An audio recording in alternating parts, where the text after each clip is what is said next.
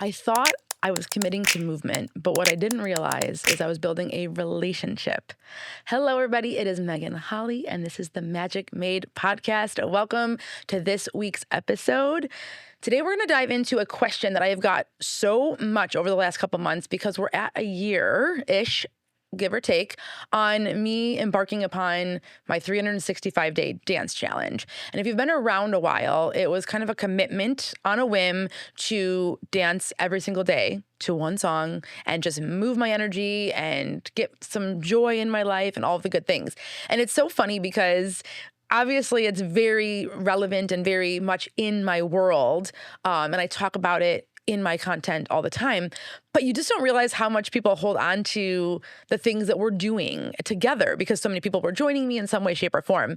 Because so often in the last handful of weeks, people are like, "Oh, how's it going? How are you feeling after kind of completing a full year of doing that?"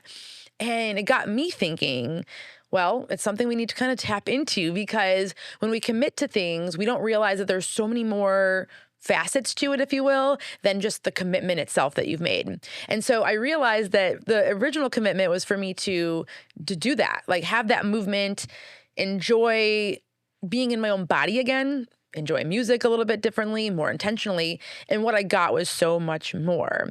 And so today we're going to tap into that because it's a hot topic question around here. And when everybody asks me, my first instinct is to be like, well, it wasn't perfect. Like I didn't dance every single day in the way that I really wanted to or have as much intention and all of that. But that's just human and that's just reality. But what I did do was keep it top of mind and bring in so many lessons that we're gonna dive into. And it's such a good thing when you kind of can look back in retrospect on something in your life. And so let's dive in here, because for me, this challenge has really become kind of a core practice, if you will.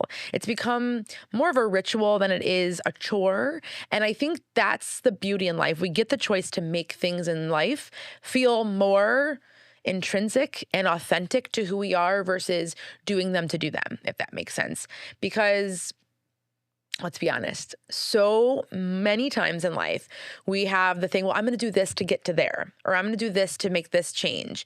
And it just feels heavy from the get-go because of that language, because of the way that we kind of see it or operate within it.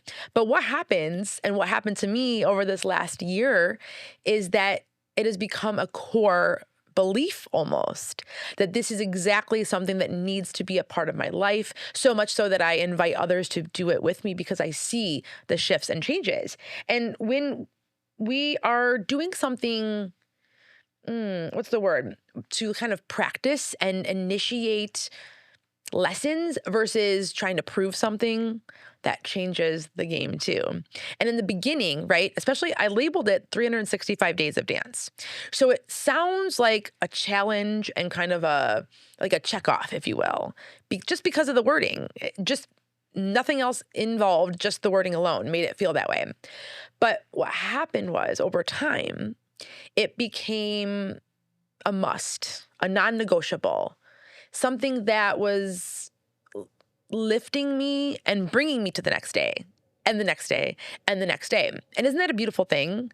Especially if you're in a season that, and here's a moment for you. If you're in a season that you feel like you're up against a challenge, whether it's self-inflicted or just happening to you in a situation or a setting or a relationship, no matter where it's coming from, take a moment and see, how are my actual thoughts around this?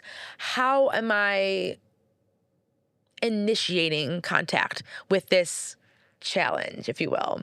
Because I think that's the beauty of it. If we shift that, we can shift so much. And that's exactly what happened for me. And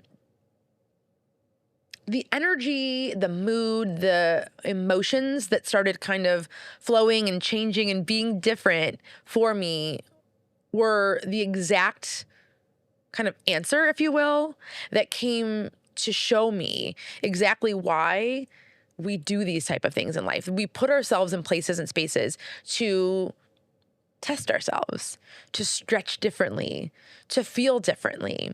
And many times, and raise your hand if you've been there, I'm going to raise mine up super high. you've done something or started on a journey for X, Y, and Z, and it's quote unquote failed, or it lasted for 20 days and just, kind of fizzled out. We've all been there. We all do it. But what changes something from being in that situation, in that vein, to becoming a whole kind of movement of self? I'm posing that question to you because if you're in a space where you're frustrated or you're just giving up or you want to give up because something just never happens for you, or you tried and it keeps on failing, or it doesn't look how you want it to, I challenge you to take a look at it differently. I challenge you to see what your actual intention is with it, if that makes sense. My intention with the 365 days of dance was I really am missing moving my body. I know I'm storing up all this extra energy. I don't feel as vibrant as I want to. That was my intention. And so every day when I wanted to be, you know what, not enough time today. No, you know what, I just feel awkward in my body today. I always had this kind of mission and purpose behind it. So I was able to remind myself of that. So maybe ask yourself a few questions of, what am I really in this for? Is it really suiting my season? Am I doing it in a way that actually fulfills me? Or am I doing it just because I'm trying to prove something? I want an outcome, but I'm really not invested in the process. Because really, it's not about the final destination. It's about the process. It's about the movement and the journey through it. And I know that sounds cliche as hell. I get it. But it really just is, especially if you want something to shift and change or be a part of your life in some way. You have to be mindful of that and able to take a look at it and be like, am I just doing this because I think I need to, or am I doing it for the wrong reasons? That can be something that's a powerful shift once you identify it and are able to move kind of differently in that, because for me, quite a few years had went by before 2025 and choosing to do this, 365 days of dance. Years have went by where I wanted to get more movement in. I wanted to go back to dance class. I wanted to, work out and do weights at home. All these things. None of it was happening because I wasn't really listening. I wasn't really getting quiet with myself on what can make that successful. So I'm urging you, and let me know if you have something that maybe you are struggling with or you want to work on and see differently in your life because it's calling to you, but you're just kind of in that middle moment right now. Let me know, drop a comment. I would love to hear what it is and would love to have a conversation with you about, whatever is on your heart. And together we can talk through, because I need all the motivation as well, right? I'm here talking about my journey with this, but it doesn't mean that it was without flaw. It doesn't mean that I always feel totally confident in it. It doesn't mean that I don't need support and hype and all the things as well, because it takes a village for all the things. And so you are my village. So I'm here for it. So let's have that conversation. The other thing that happened for me, and if you're in my communities, you've seen the shift in kind of the wording that I use. It started out as 365 days of dance, even on days you don't want to. And that sentiment still rings true, but I've made it and shifted it into moving your magic, a daily dose of dance, because I don't want that challenge, that that I'm up against something feeling, because it has become a way of life for me now. And so it's a surefire way to see the shifts that we have made, the kind of presence that something has become in your life. And so language, as I've talked about in other episodes, is powerful. So when you're thinking about the thing that you are looking at wanting to do differently or spend a little more time on, what is your language around it? Are you setting yourself up for hardship from the get-go because you're saying, well, last time, or, oh, well, I've got to do this, and that. And you're making these to-do lists happen for yourself in your brain before you even give yourself a chance to succeed, right? Sometimes when we stack ourselves with too much information and too much readiness, we almost fail before we've even started. Before we even launch, we are in failure mode.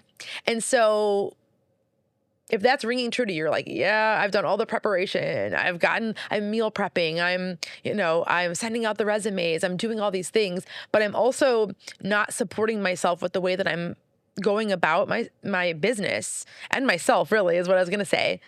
The way I'm going about myself, the way I'm speaking about it, the way I'm actually kind of embracing it. Because again, we go to those checklists. Okay, day 1, day 10, day 30, right? Which is why we moved to moving your magic and a daily dose of dance, because it doesn't need to be perfect. It will not necessarily be 365 days. You won't have all the outcomes. You won't meal prep all the time, perfectly, properly, all the things. And even if you do meal prep, it doesn't mean you're going to eat all those meals that you prepped.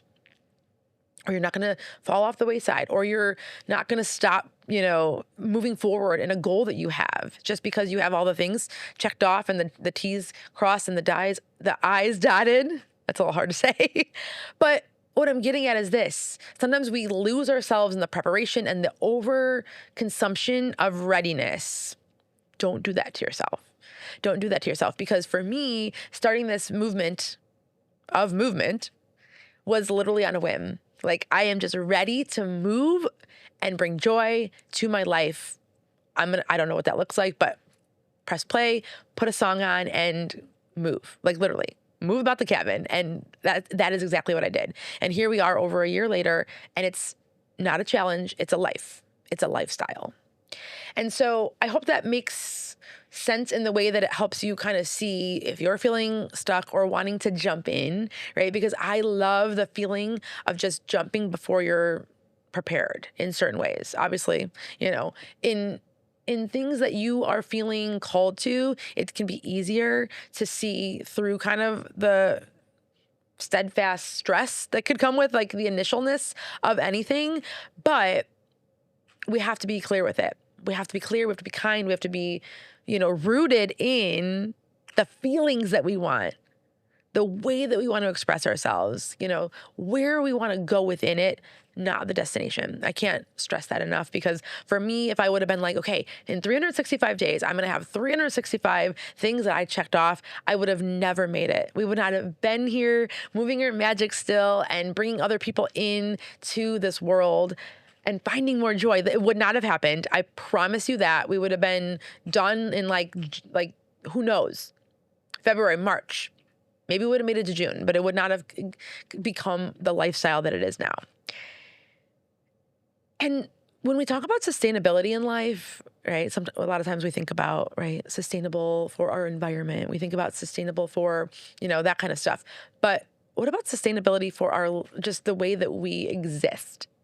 We get to be sustainable as well. We get to have a life and emotions and a trajectory in our vision, our goals, our relationships that is sustainable. I'm going to just pause for a second so you have a moment to think about that, because it's not really a common way to say something like that. But we get to have a life that is sustainable, not fleeting, not seasonal, right? There are seasons of our life, but we get sustainability in a lot of ways too. We get the chance to start moving in a direction and see it kind of continue to move and flesh out and grow to something that's different and bigger, or, more grand or more grounded or more safe or more beautiful than we ever imagined. But how do we get to sustainability?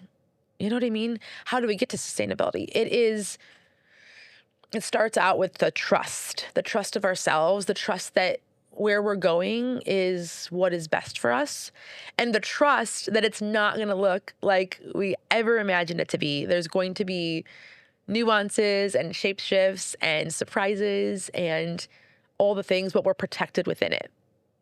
I do like kind of a protection type calling in on a daily basis, like, protecting body, mind, energy, soul, myself, others, all the things. And we get to be protected within that. So how can we do that? What does it mean to be sustainable in your life to you? That's my question at this juncture. What does it mean to be sustainable in your life? in your goals, in the way that you operate, in your relationships? What part is kind of just bubbling up for you when I say all of that? And maybe hone in on that for a second. But what is it? How does it feel? What are words that come to mind? What are things that just kind of mean something to you that you want to feel sustainable in? Because like when I'm thinking about my kind of walk with more movement and this daily dose of dancing, sustainable joy is like where I was looking, what I was looking for. I was looking for sustainable joy on this walk, and I have found it. I have found myself laughing at myself. I have found myself falling over dancing a couple of times. I have found myself feeling awkward. I have found myself feeling like, who am I to keep showing up in this way? But sustainable joy has come from it, because despite all of those feelings, I found the joy. I crave the joy, and that's what has kept me going.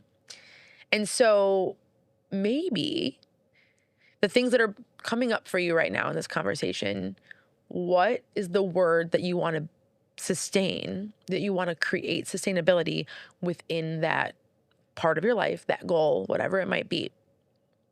What is the word?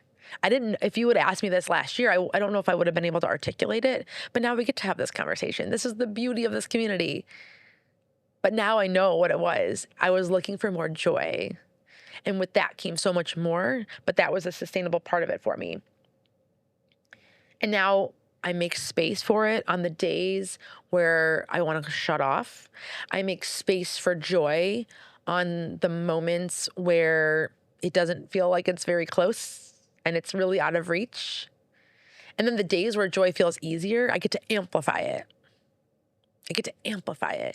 And how beautiful and just amazing and human is that we get to have all of the facets within this. But now that I've identified that joy is what I'm after and what I will not let go to the wayside for myself ever, I know how to support it. And it's by getting just more intricate with the way that I show up within this little portion of my day, with picking songs that maybe I challenge me a little bit on feeling a certain way, that make me feel different when I'm finding that joy. It stretches me a little bit. Like, it's not a song that maybe I'm initially drawn to, but it's making me feel different, and I can tap into a version that's kind of morphed how I'm feeling, and I can amplify, or I can, shapeshift what that feels like. So what does that mean for you? How can you identify that? There's also a difference between intensity and consistency. When we go in with too much intensity, it's very hard to be consistent. I don't care if this is on a wellness journey, on posting on your social media because you're a business owner, on doing, something specific in your job or a project. When we go in with intensity, it doesn't mean it's a bad thing, right? Because I can be an intense person. Like when I know something is kind of the way I want to go with it, or I have an idea for something within a client project, I'm intense in a great way. But if I let the intensity take away from the kind of the final essence of it all, I may lose myself in it, and I may never find consistency, right?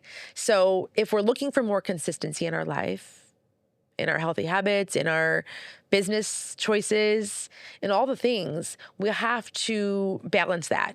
Look at where maybe you're getting too wrapped up in the kind of intensity moments where you're focusing too hard on something that maybe sometimes, I'm sorry to say this, some of the things we focus intensely on are not the helping causes. They're not the things that are moving us in the right direction. So can you get real with that? Where am I being too intense? Where am I focusing on that maybe doesn't serve me, that I know isn't feeling great, that I'm just doing because I think I need to do it? Get real with that and see where it takes you, and choose consistency over intensity. So kind of as we wrap this episode, we've kind of tapped into, right, the process and the feelings and the thoughts that I've kind of taken on. And I took this episode in more of like a conversational pattern versus answering a question, because basically the questions are, how do you feel after doing this for a year? And the answer is all of what I just said, right? The tapping into different things that I never even understood and why it was sustainable. And so honestly, the biggest sentiment, I think maybe the goal in life, in really anything, isn't necessarily to finish something. Yeah. Because if we go in thinking we're going to finish it, the pressure is on. The heat is on, baby.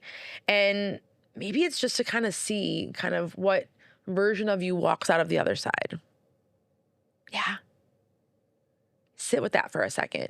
It's not necessarily to check off the box, to get to the end, to have this end product, this package, it's to see what version of you, what essence you bring forth, how you've shifted, how you've maybe changed, maybe how you speak differently, all the things. That's actually the thing that's more important than ever. And so if you can visualize the person you want to be, I want to be more calm. I want to be more poetic in the way that I speak and live. I want to be more straightforward. I'm trying to think of kind of weird, nuanced things than the obvious. I want to be more happy. Of course, we all do. But get a little gritty with that word. What is it that you want to be and do and feel more than anything? And what are the things that can support that? And take away the checklists, take away the balances, and just start. Let it be messy. Find the sustainable, the thing that you want to feel throughout it, or grasp more. And that's going to be your ticket. I promise you, it's going to be your ticket. Joy has been my ticket. The other adjectives and nuances that have come along with it are just the icing and the cherry on top, So as we move into this year, right, I want to continue to implore you to chug along, to seeing what is calling you differently. I want to invite you for sure to join me in having a daily dose of dance and moving your magic, because really and truly it is something that is medicine. It is something that can shift your thoughts, energy, and the beliefs that you have deep down inside of you. No matter how awkward you feel, it is something that is beautiful. And we are all have that human kind of right to feel free in our bodies and our minds and our spirits and our souls and in our energies, which is exactly what shifted for me in this year. And now that I continue on and we're moving our magic into more days and more months and just on into life, it's a beautiful thing. So join me in that. Let me know if you've already been doing it and you've been adding in this daily dose of dance more often than not. There's no perfection here, because I promise you there's days where I was like, oh gosh, it's 10 o'clock at night and I didn't move, and I felt it. I could feel the wrath of that, which then would either get me up and doing it no matter what time of day it was, no matter how bad the day was, or I was back on and moving my body the next day.